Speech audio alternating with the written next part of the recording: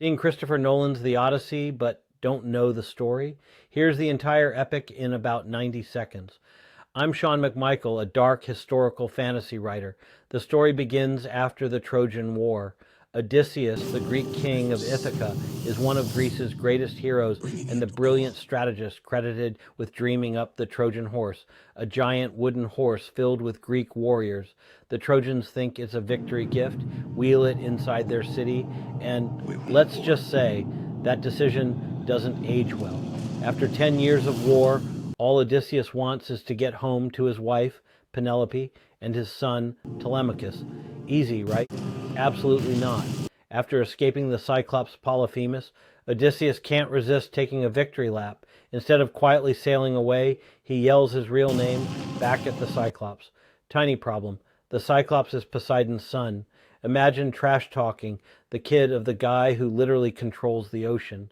Poseidon spends the next 10 years making Odysseus regret every life choice that led to that moment. What follows is basically the ancient world's worst road trip. A witch named Circe turns his crew into pigs. The sirens sing songs so irresistible sailors steer their ships onto the rocks just to reach them. Scylla is a six-headed sea monster waiting to snatch sailors off passing ships. Charybdis is a massive whirlpool that swallows entire ships.